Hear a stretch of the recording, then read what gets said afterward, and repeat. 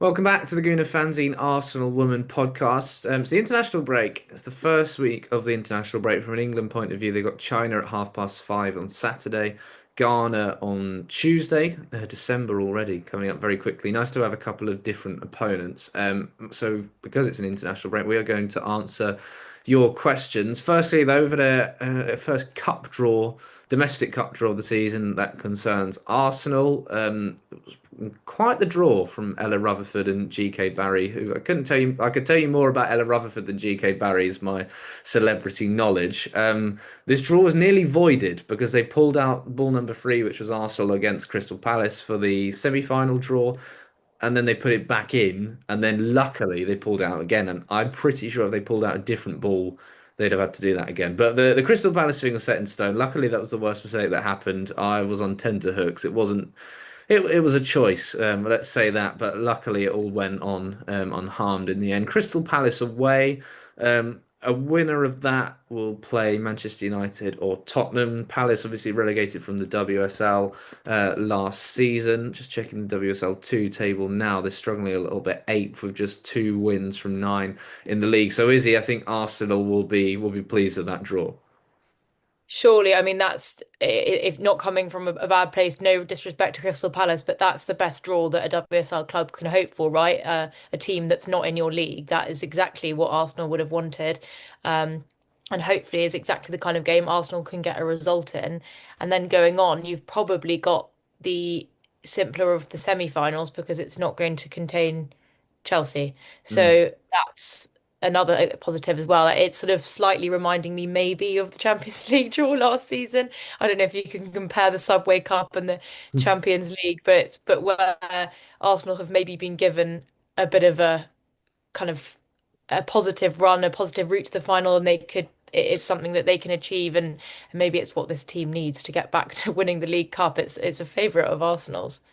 Yeah, Arsenal play Manchester United at home in January on the 11th. So if they did get through, it would be the a week after and then a couple of days. It would be a midweek game at home under the lights at Meadow Park. Obviously, is where Arsenal got knocked out to Manchester City last season. But yeah, they are the record holders of the competition.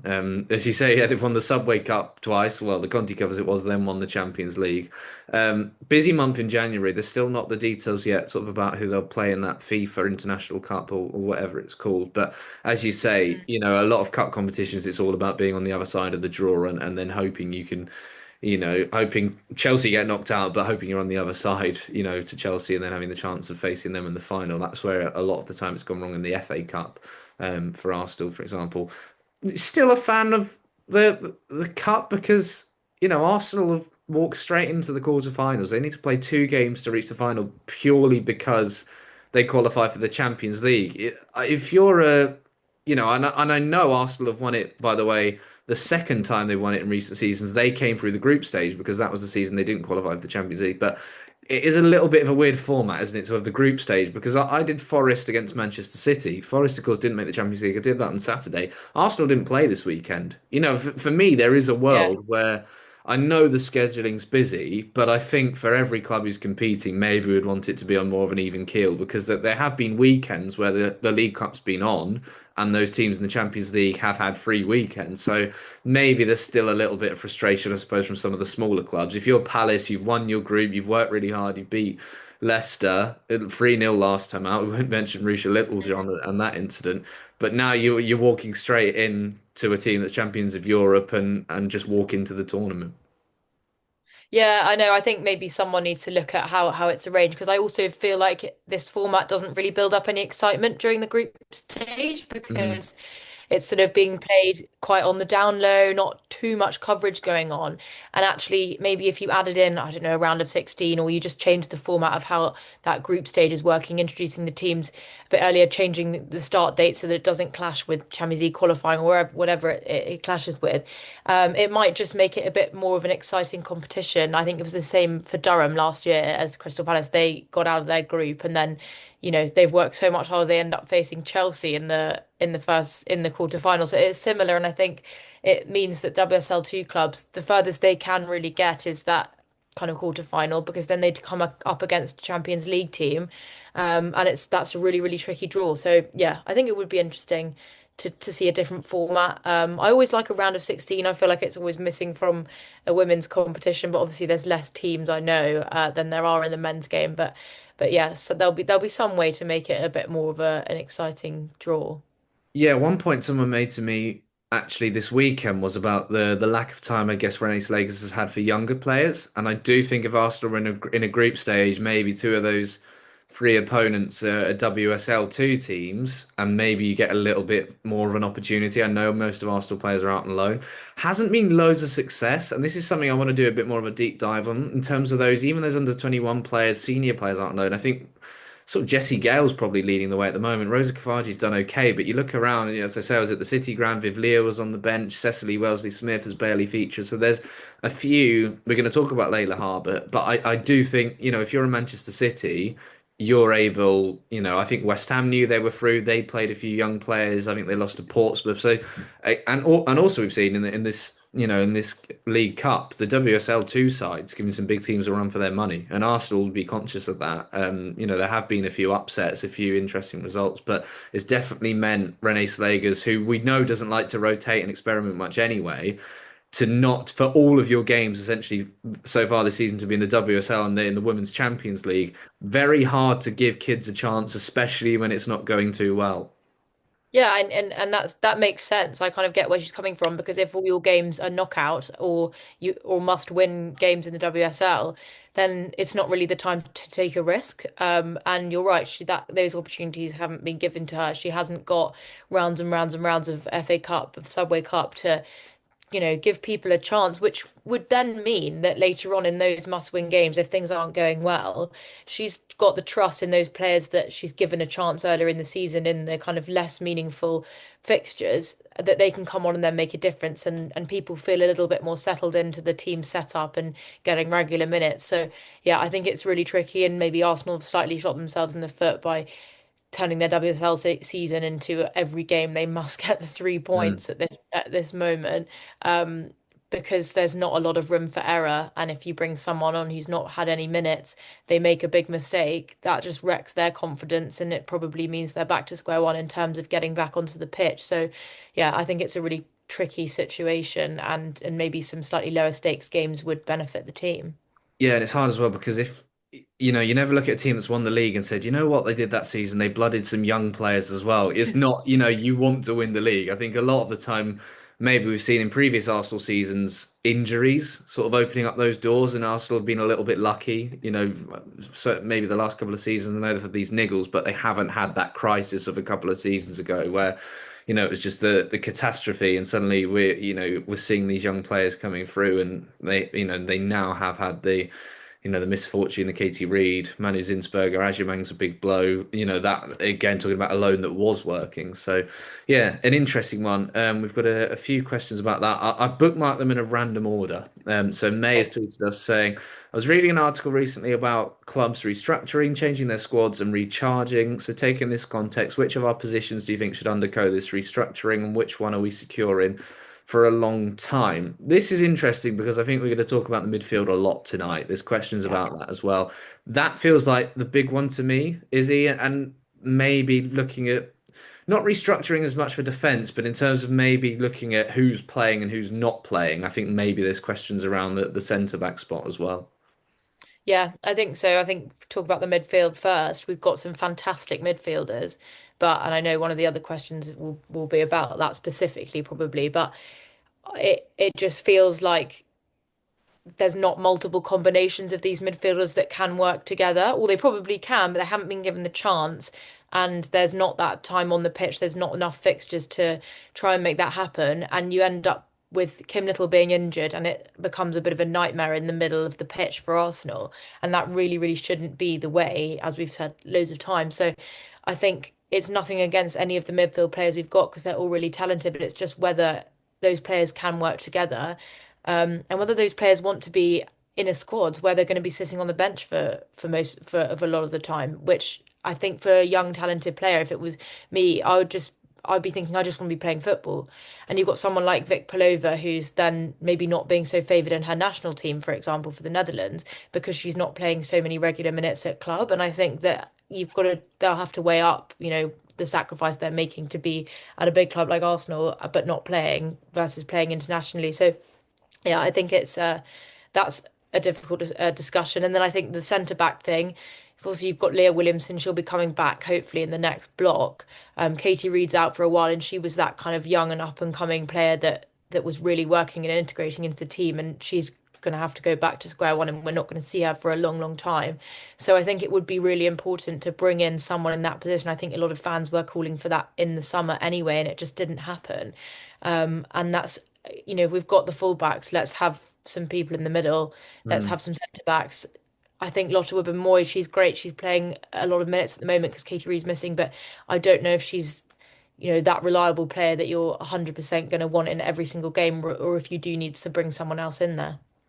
Yeah, I think the losing Kim Little has still, raised the biggest alarm bells, but losing Leah Williamson as well. When we talk about these combinations, and Katie Reed was doing a really good job, but almost once they changed that and brought Lotte Wubben-Moy in, it's bringing players out of the cold. And I think if you gave Renee the choice to start this season again and do things differently, I think there is a lot she would do differently, to be honest. And I think she has learnt a lot and almost admitted that. I think at the start of the last block of games before Bayern, she's said to Tim Stillman about, maybe valuing players in the squad a little bit more. And I think sort of matches up with things I've heard about the players not in the squad and, where how their dissatisfaction maybe and making everyone feel part of this. And of course, when you're winning games, it's easier. And that's almost been the biggest issue. Editor of the Up the Arse fanzine at Arnold J. Aardvark. Renee has too many options and doesn't know her preferred midfield. I'm not a fan of the too many options because I think Arsenal had a good amount of options in the summer. One of them left, and now we're all sitting there going, we're missing Leah Valti. But then if Leah Valti's still there, we know we're going to be sitting there going, Kyra Cooney-Cross, Victoria Pelova, etc. aren't playing enough minutes. It's never one or the other, is it? We're never happy. There's either there's either too many options or not enough. Where are we at the moment? I don't know if too many options is the right way to describe it, but maybe it's too many of kind of similar types of players, and you need a bit more variety in the midfield. Um, and it's also this bringing in players from the cold thing because that's what happened when Kim Little has gone off injured.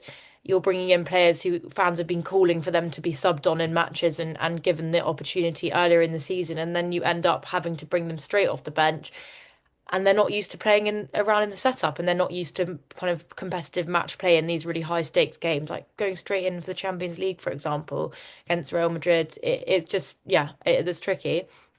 And I think if we didn't have those players sitting on the bench, everyone would be saying we don't have enough depth in the midfield. So it is important to strike that balance and to have enough players there to cover each other. But Renee Segers really needs to work out her combinations. That's what I think anyway. And I do feel like, we've had a stint with Alessia Russo playing in the 10. We have Frida Marnham in there. Then people are saying that they want Mariona to play in the 10, for Mm. example, because that's kind of maybe more of her natural position. People are calling for a central defensive midfielder. That's a position that we're probably slightly lacking as well. So I think it's a conversation that I don't think anyone will ever be happy with the midfield, no matter what happens, but it definitely does need looking at. And I wonder whether someone may need to come in January, or what's going to happen. I think that's a must, to be honest, in January to get in a number six. And I know Leovalti's moved on, and I think that made sense. But I wonder if, again, there's one where the club are thinking, I'm not sure. But again, it's the injuries. But I do think I'd like to see Mariona Caldente play further forward. They've been trying that with Kyra Cooney-Cross playing in sort of the lone pivot role. She's done a good job of it, but still, I think Mariona is probably deeper than Arsenal could be getting the best out of her from.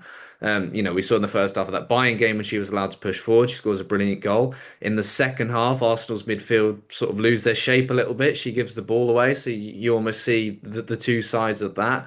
I think if you get in a number six in January, you allow Mariana to come further forward. Kim Little comes back in. You look at really, I think they really go with Kyra Cooney Cross the rest of this season, try and give her that regular minutes. I think Victoria Palova's not quite nailed her spot down, and I'm sure she's in the process of learning what she needs to do. Again, is she a player where they know her best role? Maybe that's something they still have to think about. Voorhis at private_KH Zeta said expectations on the January transfer window, and Annie at inner_film reel. I love reading these out. Do you think one or two players, not including Holmberg, that again was Tim's exclusive about a fullback coming in January will give us the stability and structure we need to perform better and score more? And if so, any names you want to throw in the goblet of fire? Well, that's always the big one. Where are you up to? I'm definitely a number six. I haven't really thought any deeper into it yet, but is that on your list? And is the list any longer than mine? Yeah, six is definitely on my list. I think that's been a position where it's been really obvious that we haven't got someone who naturally can play there. You're just kind of filling in those roles, the sort of defensive midfielding roles this season. I don't believe we should bring in anyone else in the middle because I agree with you that we really need to work with Kyra Cooney-Cross. She's just not a player you want to lose. She's only 23 still, or 24, I can't remember, but she's super young and she's got so much to offer. And I think that she's just starting to find her feet a bit just before the international break. So work with her. Um, I don't know. I think the thing with January is it's not really the type of transfer window where you want to be trying to fix up your whole team. That's not kind of what it's for. It's for bringing in one or two players and brought in Jenna Nijswanger last year. Look how that's worked out. And I don't know if that was a rush decision, if that was a Jonas Eideveld decision, who knows? But I just hope that this transfer window, Renée Slegers has had the time and she's had a little bit of autonomy in the situation and she's been able to pick out players from maybe leagues that she's worked in before, Mm. or leagues that she's been watching closely just to find that player that's going to really fit in. But I don't think it's about bringing in lots of people because that's more something to look at in the summer when you maybe have people outgoing as well. But I was going to say maybe I wonder whether she might look to America again. I mean, we've had success with bringing in Emily Fox from the NWSL, and I wonder whether after that season's just finished, some players might be looking for a change and coming over to Europe. So that could be a place to kind of go shopping, but I'm not sure. Yeah, I do. I mean, one of my gripes with the scouting is the sort of familiarity of where the Mm. players are coming from. I think you massively see that in the post Champions League transfer window.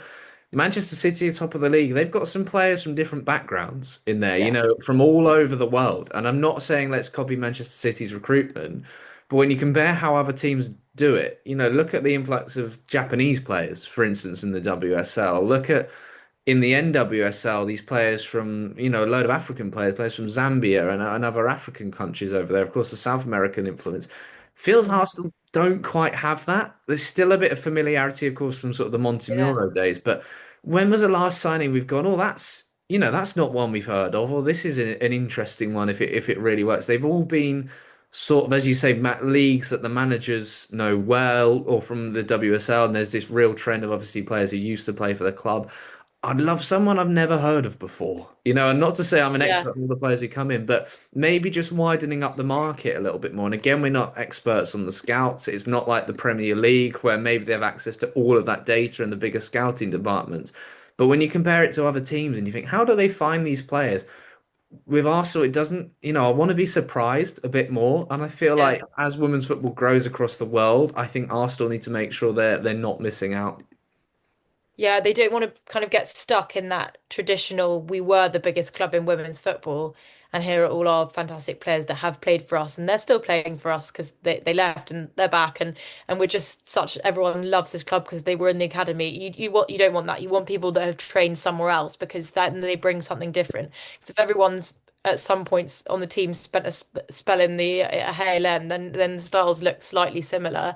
Love to see like some Brazilian players come in again, for example. Like Rafa, she's not there anymore, but there's in the NWSL, yeah, as you said, they've got such a rich and diverse group of people, and it really, really works. It means that those games are so interesting, and each team can offer something completely different.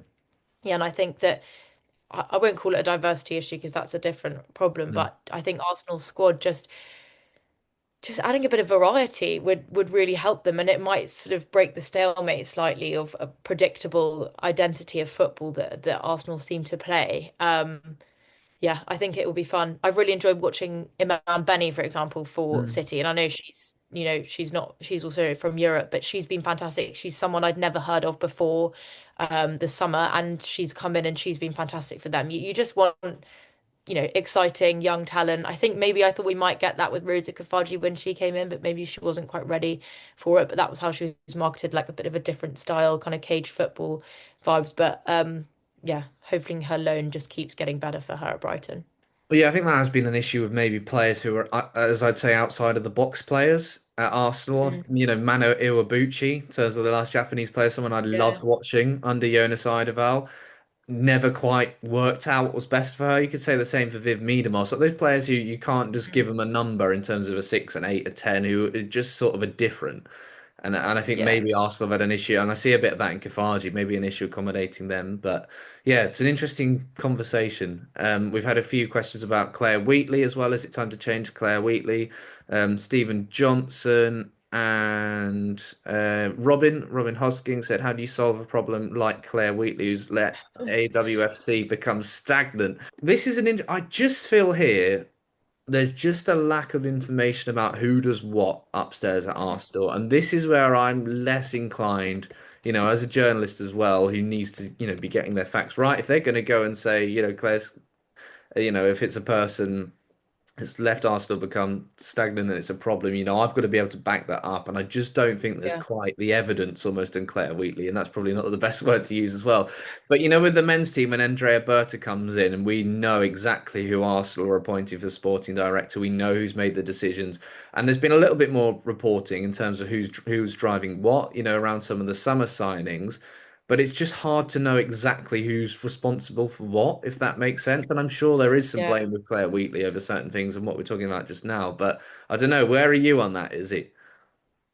Yeah, I think it's tricky because obviously we don't know the ins and outs of the club, and no one does unless they're working within that recruitment team or, within the side. So it is tricky to place blame on one person, and I don't think it would be one person's fault, even if there's going to be multiple people making decisions that are impacting signings or the way the club goes about their kind of, even just down to where the games are being played. For example, people getting up in arms about Champions League being at Meadow Park. There's a million people who are coming up with these decisions about the running of the club, and so I'd hesitate as well to kind of criticize Claire Wheatley so heavily and put all the blame there. But I do wonder, I think it's maybe been widely discussed a little bit that whether Renee Slegers is totally into the recruitment for herself. You know what I mean? I think that some managers, they like to go after, they spot a player, they kind of go after them, they know what they want and who they want to bring in. And I think maybe Tim was talking about it on their podcast, or I spoke to someone about it in person, but that she actually has a bit of a team around her who maybe do a lot of the heavy lifting for her in terms of finding these signings and getting them involved. And I don't know whether it would be nice to see her maybe going after some players that she really wants to work with, for example, a bit more, rather than having those senior figures do the heavy lifting who aren't in and amongst the team every single day. Mm.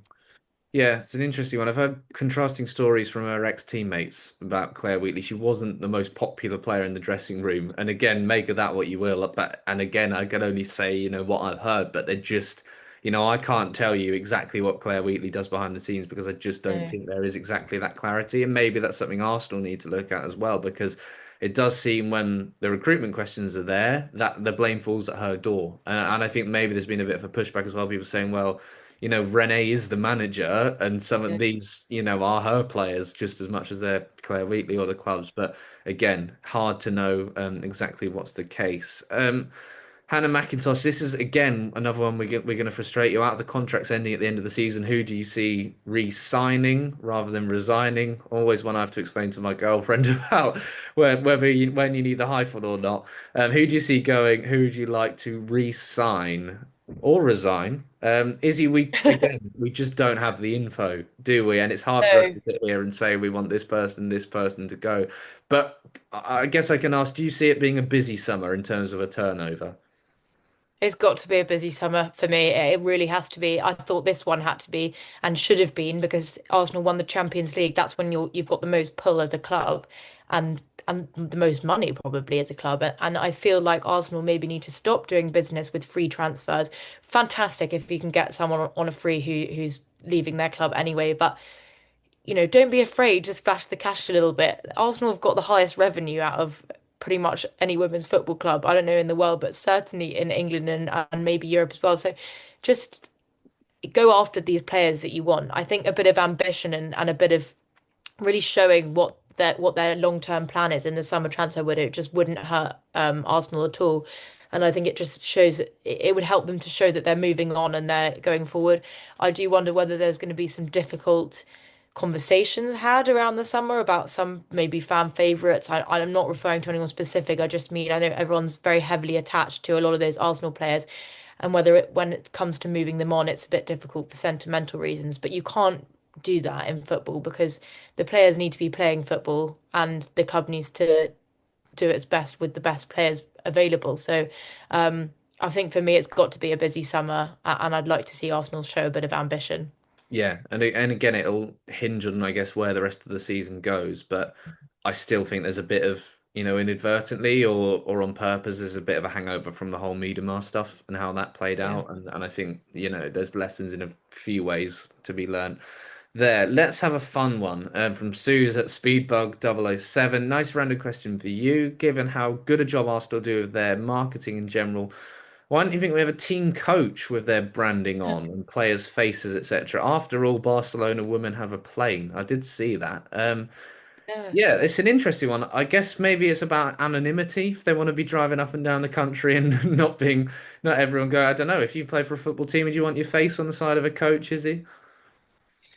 I don't know if I want my face on the side of a coach. I mean, it'd have to be a good photo, but I think that, yeah, it's probably an anonymity thing. And it's probably driving around London as well. You wouldn't necessarily want a big Arsenal coach if you're kind of driving through Tottenham, for example, or driving through like rival areas of London. That could pose I don't know, danger Yeah, a even. plane, Like you're if, okay, aren't you? You can't get shot down. yeah, exactly, but if you're driving your coach through like N17 and there's some Spurs fans after a night out, then I don't know. I think that it's probably not really Arsenal's style either, and those players want their privacy, and the club wants their privacy. I think those coaches look pretty nice inside, so I'm sure they're very happy. But yeah, they seem to kind of go for the corporate hospitality coaches rather than the branded club coaches, and the menu's the same one. I mean, I've Yeah, they seen the do. Spurs one turn up, and they've got Tottenham Hotspur all over their coach. But the Arsenal men and women both use those kind of just blacked out coaches, so it must be a club thing. But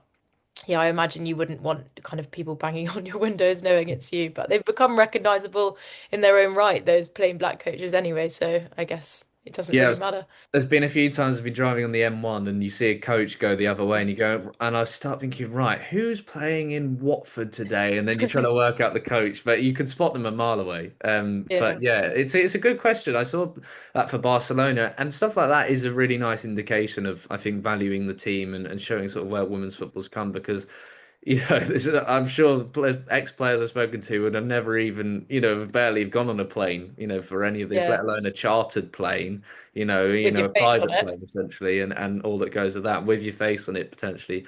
Yeah, I think cool for a plane, but maybe the coach, as you say, makes sense. Although it's all a bit quiet on the white side of North London this week, we should mention. Yeah. Thanks to Mr. Everici Eze. Another nice one, a bit of a random one. This is from Merit_J. If you could experience one Arsenal game from the past again, which one would it be and why? This year's Champions League final is not allowed as an answer because we all want that, and that'd be too easy. We were literally texting about that this week, weren't we? Saying, how on Yeah. earth has it been 6 months? I know. Oh God, because as you were saying that, I was going easy answer, the Champions League final. Well, that's yeah, okay, I understand that can't be an answer. I'm trying to think. Maybe I'd like to pick one that I wasn't like at that I wasn't at, or I was too young to have watched or remember. Maybe the first time they won the Champions League. I think that would have been cool. Um, just for kind of heritage reasons to be able to be like, yeah, I was at that one as well. Because I know there's a very small handful of people who were at both in terms of the lifting the Champions League. So. I'd like to see that, but that's kind of still a bit of a cheat answer. I don't know. You say yours, and I'll have I'm a going to think. go for Wolfsburg, not the sellout because I'm being selfish. Okay. In 2021, that's the first Arsenal women game I did in the press box, and it was at the Emirates. And Okay. I remember walking back to school the next day thinking, yeah, that's a pretty cool story to go to go and tell my mates. There were only about 4,000 people there. The next time those two sides met at the Emirates, it was sold out. Which is again remarkable to see that. I think. Oh, this is going to test my knowledge. Tobin Heath delivered a low free Yeah. kick, and Lotte Wubben-Moy scored a famous goal. Arsenal lost the second leg in Wolfsburg, but yeah, doing that, I was with Leif, first one in the Emirates press box. I remember being so shy. I literally walked. I didn't get any of the food, didn't speak to anyone. I went No. straight through the media room into my seat and was just stuck there, sort of looking around like that. Yeah, it was quite Oh. the experience. Have you had time to think? I'm really racking my brain, but I've seen some really good results. Like I'd quite like to. Oh, I tell you exactly what it would be. It would be Real Madrid's second not Thought second you leg at would. Emirates comeback. I absolutely love that. It's like to this day just one of the best atmospheres. It was sort of like half full stadium, like really low lighting. Every single ball played with the team from the crowd, and it because it was like 8 o'clock on a weeknight. It was a bit of an older crowd in the stadium, and I know that I've nothing against the kids coming to the matches. It's fantastic. Yeah, it's such a family atmosphere, but it felt like everyone really, really understood the stakes of that match, and it was just absolute scenes. Yeah, I'd say that was one of Mm. my favorites. Yeah, that was definitely good fun. A couple more. We'll try and wrap through these. At Reese_Evans. Now that the NWSL season is over, given our challenges in midfield, do you see a role for Layla Harbert in the squad this season, or do Arsenal need to be looking for a ready now solution in January? I think we've answered that second part. My understanding is Layla Harbert just wants to play football and just wants to Yeah. play regular football. I think the Portland Thorns loan move was probably great off the pitch and great for training with people like Jesse Fleming, Sam Coffey, really good Portland side that made the Mm. playoffs. But she didn't play loads of football. I'm not sure she started a game, so she may be a lower down in the WSL, a bit like a Brighton, where you can guarantee those regular minutes. I think that's what she needs. And then I think she's supremely talented. I think if she is a good loan, she's definitely one who could knock on the door next season. But I can understand the temptation to keep her around the squad. But if she wants to play regular football, then I think a loan move is going to be the best option. And then Sam at Timbalum Sam said, "I'd love to know what you think about this from the Athletic. Should clubs be making decisions based on commercial opportunities rather than footballing ones? Are we a club that's guilty of doing this? I fear we might be." This was an article from Megan Faringa, who's a really good feature writer, amongst other things, for The Athletic. I've pulled out a quote here. According to two agents and multiple club officials, players' high profiles and strong branding can be leveraged in contract and transfer negotiations, either by the selling club or the player themselves. And according to sources, at least one high profile player in the WSL was not sold in a recent transfer window due to potential negative impacts on her club's commercial opportunities. Really interesting that in terms of where we are with women's football now and the personalities. We spoke about maybe Arsenal moving players on. And I think maybe we've seen this in Arsenal's transfer business with the Lionesses clamour a little bit, if you want to Yeah. call it that. And when we talk about not looking elsewhere, not to say there's been anything particularly negative about that, but it does feel that every time Arsenal get the chance to sign a Lioness, who, and you look at attendances and stuff, they jump for it, don't they? But can you say fair enough to that with where women's football is, or do they need to move on and keep that in mind? It's a good piece. It's worth a read. Yeah, I mean, you can say fair enough to a certain extent because you're getting people into the stadiums, but I think you have also got to look at what's best for the team. And it does make sense having lionesses playing together at club because it just means that they're playing together all year round for England and for Arsenal. So it means that, those relationships get stronger and stronger. And you see that with Chloe Kelly, Russo, Beth Mead, for example, at the front there. But yeah, I do think that, I mean, I'm interested in that kind of personal branding of female athletes thing. I've started doing a piece about it at the moment, and it's these and female athletes are really, really commercially viable, but I think clubs really need to just look and bringing in players who no one's heard of who are going to make that difference on the pitch is not a bad thing, and it's people are going to fall in love with them, and people, become acquainted with new players, and they become fan favorites as well. So I do think that you can't just sign players because they've got a million followers on Instagram and they've got a partnership with Nike and they're going to bring in X, Y, and Z. But I do understand with the growth of the game why it's happening. I actually think at smaller clubs, we're going to see this happen more as well. I think you see players like Theon Mm, Morgan, for example, start to get big on TikTok. I yeah. think Ella Rutherford, we were talking about earlier. If you're a smaller club, if they're maybe not quite the player who's going to attract the top clubs, that is going to be an advantage of selling them. If you're only getting a couple of Yeah. thousand a week and you're thinking I can sign a player who's got maybe this TikTok following, the social media following, does stuff off the pitch, I think we might see more of that actually in terms of lower down the WSL and the WSL2 as well. And if that brings people in, and if they're gonna, if that's gonna work out, then yeah, maybe that's one to keep an eye on. We are right out of time. We've got through all of the questions. Izzy, great stuff as always, and we will catch up next week. We've done well there.